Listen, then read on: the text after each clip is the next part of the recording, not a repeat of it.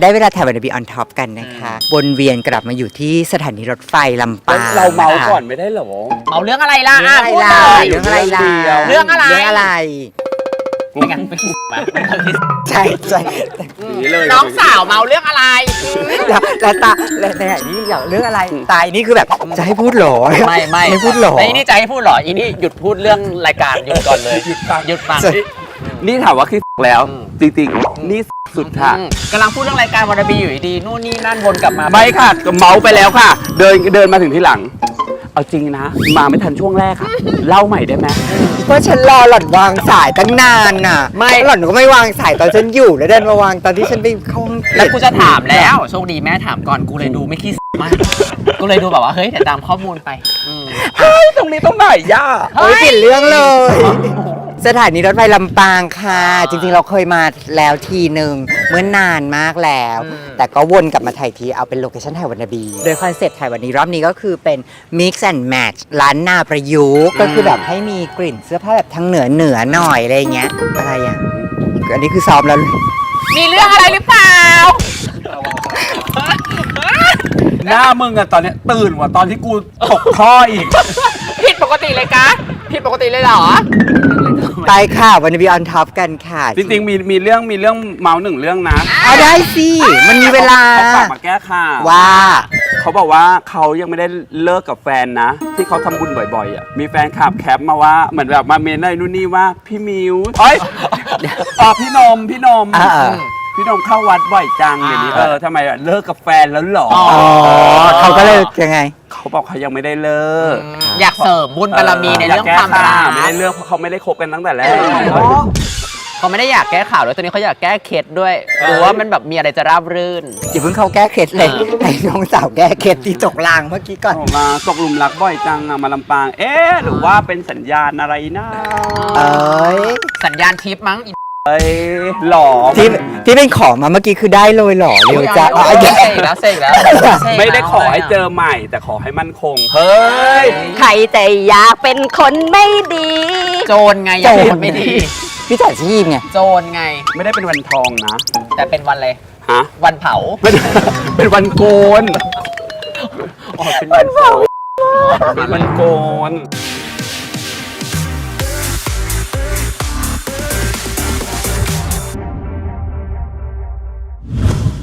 เมื่อกี้ตอนฉันถ่ายเราบอกว่าดูเหมือนนักร้องโบราณไง ใช่ หรองั้นเอาเป็นคอนเซปต์เอาชื่อค่ายเพลงโบราณเป็นชื่อคอนเซปต์ค่ายเพลงเก่า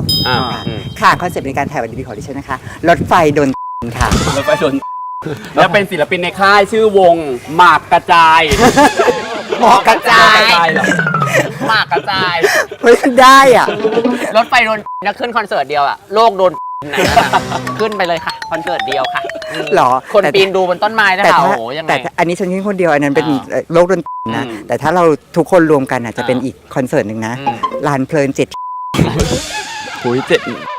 โอ้ย อุ้ยโชคดีอยู่ลำปาง ทำไม ถ้าอยู่ลำพูนเป็นนักร้องอยู่นะ เป็นใครนักร้องอะไร อัมคนลำพูน อัมโคน อ๋อ ไม่ใช่อัมโคน อันนี้ก็เป็นได้นะอัมแดงลำพูน หัวเราะอะไรอ่ะเฮ้ยโหหัวเราะเสียงดังเหรอ ตกลงกันว่าใครจะถือกล้องไหน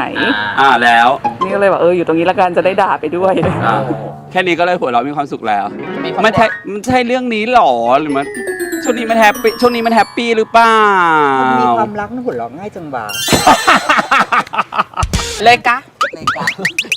ทันทีเลยกะ แป๊กอะ เลยกะหนู เลยกะอะไรคะกะเลยค่ะ แต่มีคนคอมเมนต์มา อืม เขาบอกว่ากล้องที่ถ่ายไอ้ช่วงวันนาบีที่จับเรา2คนอย่างเงี้ยมันชอบสั่น ชอบสั่นไม่ใช่อะไรก็คืออีทีมงานแล้วก็ด่ากันแล้วก็ตลกกันเองค่ะ ใช่ กล้องก็เลยสั่นค่ะ ใช่ แต่อีแบงค์สั่นไม่ใช่อะไรอีแบงค์ตกหลุมค่ะตอนเดินอย่างนั้นน่ะห้อยเป็นพาเครื่องห้อย โดนแบบเป็นตัวประกันนะ มา ที่แบบว่าอย่ายิงฉันนะเดี๋ยวระเบิด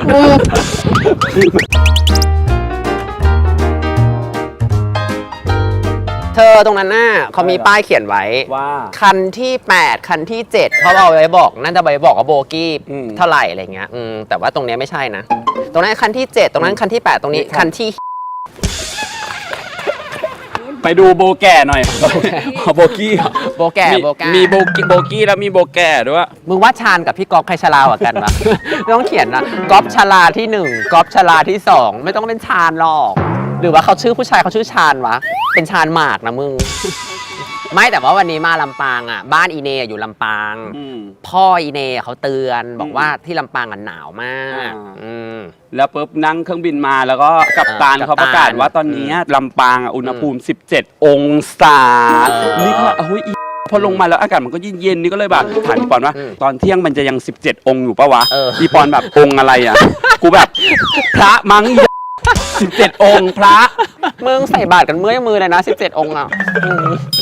17 องค์อะไรอ่ะอากาศเขาพูดอยู่มันเย็นเลยจะ11ตอนเที่ยงจะยัง17 องค์ไหมอ่ะพามาจริง1 องค์หนาวมาก1 องค์แล้วเมื่อกี้ไปกินก๋วยเตี๋ยวอ่ะมีก๋วยเตี๋ยวร้านหนึ่งที่เรากินอ่ะเนาะอร่อยมากเลยเนาะกินเข้าไปเสร็จปุ๊บอุ้ยกูบอกว่ารสชาติคือโบราณแท้ๆเลยกูพูดโบราณแท้ๆเลยอีกก็ถามก๋วยเตี๋ยวหรือกู เขาให้ใส่ชุดล้านนาใส่ออกมาเป็นล้านปีขอบใจจ้ะ หนูเยชา มีชาก็มาเลย เกิด ค่ะ มีคนคิดถึง ไม่นัดมันมาหรอ มันลงไปอยู่ภูเก็ตแล้วไปเป็นบาร์เทนเดอร์แล้วนะอ๋อเยนนุ้ยเป็นบาร์เทนเดอร์เหรออุ้ยบาร์เทนเดอร์จะอยู่ภาคใต้ได้ไงบาร์เทนเดอร์ก็ต้องอยู่อีสานสิก็ถูกเพราะว่าภาคใต้เรียกว่าอะไรบาร์เทนนี่ ถ้ามาอยู่ภาคเหนือล่ะบาร์เทนเจ้า ไปอยู่ระยองล่ะบาร์เทนฮี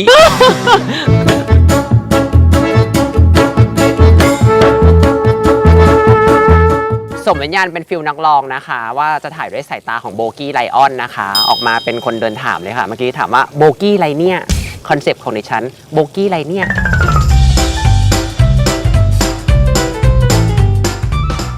นับจากเทปนี้ขอสั่งห้ามโลเคชั่นสถานีรถไฟแล้วนะควรจะเลิกเพราะว่าหมดเลย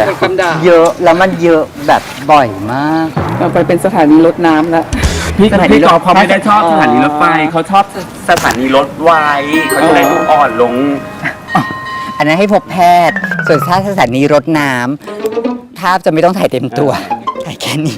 แล้วเป็นหน้าตรงถ่ายง่ายมากเมื่อกี้เหมือนได้ยินเสียงกระดิ่งอยู่ไหนอะมันอยู่ไหนทำไมเห็นแต่กระแดะอะอุ๊ย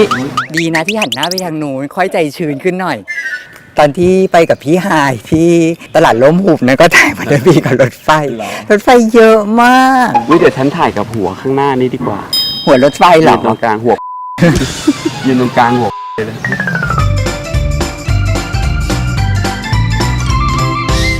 ค่ะสิ่งที่อยู่หน้าขบวนรถไฟนะคะเราจะเรียกกันว่าหัวรถจักรนะคะอยู่หน้าสุดเลยนะคะแต่วันนี้เจนนี่นะคะมายืนอยู่หน้าหัวรถจักรอีกทีนึงนะคะเจนนี่ก็เลยจะใช้คอนเซปต์ว่าหัวรถเจนค่ะ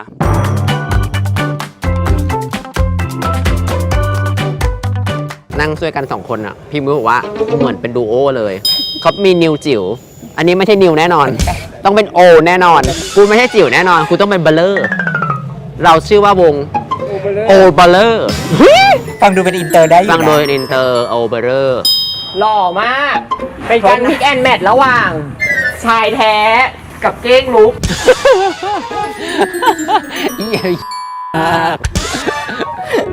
ดูคำหลังตัวมันดิห้ามนำไฟเข้าใกล้ในระยะ15 เมตรอ่ะยังไม่ถึงวันเผาอ่ะเขาลืมเขียนไว้ข้างล่างอ่ะเขาลืมมงเลยไปข้างใต้ไงว่าตอนนี้เผาหลอกก็เลยห้ามเอาไฟเข้าใกล้ในระยะ15 เมตรบทเรียนสมัยป .1 อ่ะรถไฟ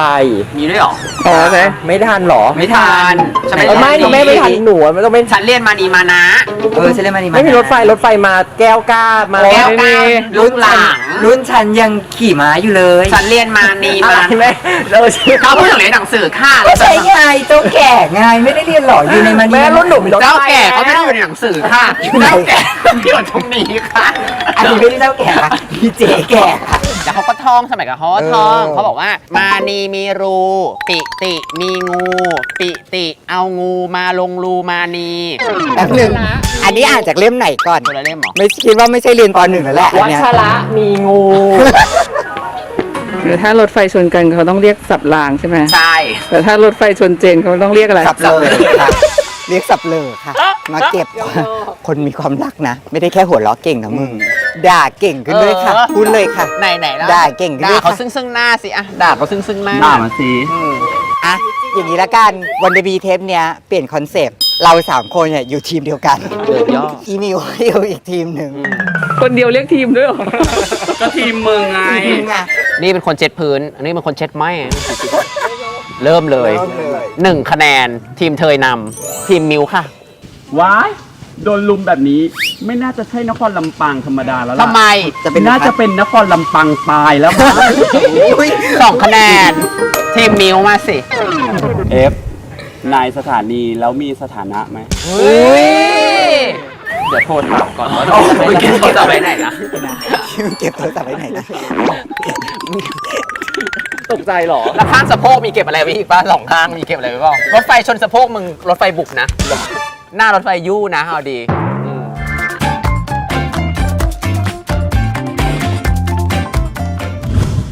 นะคะได้เวลาเฉลยรูปนะคะ ที่เราไปถ่ายรูปกันที่สถานีรถไฟลำปางกันนะคะ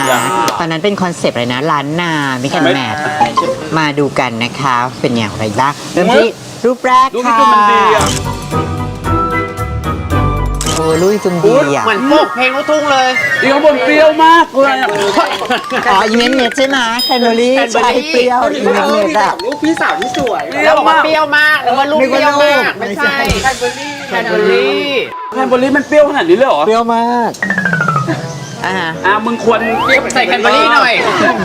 เอาแคนเบอรี่โรยตัว ไม่ต้องใส่ค่ะอันนี้เปรี้ยวพอแล้วค่ะขนาดนี้แล้วค่ะ รูปมันดีว่ะ รูปดี เหมือน อ่ะ พวกเพลงลูกทุ่งไง รออ้ายที่สทนสถานีไง สถานีอ๋ออ่ะ เราไอ้อะไรไอ้ รูปต่อไปค่ะขอดิฉันเองนะคะ ฟิลสดใสมาขายก๋วยแขก คิดวิวสดใส เอามาใส่ในแคนเบอรี่หน่อยเนี่ยควรต้องใส่ อันนี้ให้เติมแคนเบอรี่หน่อย มึงตรงแคนเบอรี่ลงไปตรงบนเมฆก็ได้เป็นแบบเป็นเมฆแคนเบอรี่อ่ะ อ่ะและรูปสุดท้ายค่ะ เปรี้ยวสับ น่ากลัวสุดสภาพน่าจะเป็นสภาพหลังรถไฟชนเลย ดูออกเลยนะคะว่าถ่ายกับรถไฟเพราะอะไรเป็นรางค่ะ เป็นรางค่ะ รอลิงค่ะ อ๋ออันนี้นะคะเราเปิดโบสนะคะ ผ่าน Facebook Fanpage เธอเที่ยวไทยแอนด์เฟรนด์ค่ะ ไปดูสิค่ะว่ามงลงไปที่ใครค่ะ อันน่ะเสือจบ ไข่ นี่ ฉันว่าเจนนี่ถ้ามันคิด แต่ ว่าเจนนี่ ฉั ดู น เป็ ว่าน แฟชั่น ฉันว่าสองอันนี้ ไม่ใช่ว่าเนี่ยรูปมันดึงอ่ะพอเห็นปุ๊บแล้วก็มันดูแบบใช่ไหม แกแต่ของหล่นมันก็จึ้งนี่นะกันแบบตรงหัวรถ แต่ถ้ามึงเฉลยว่าพี่กอล์ฟชนะเนี่ยก็คือ พี่กอล์ฟกลัวพี่กอล์ฟไปแหละ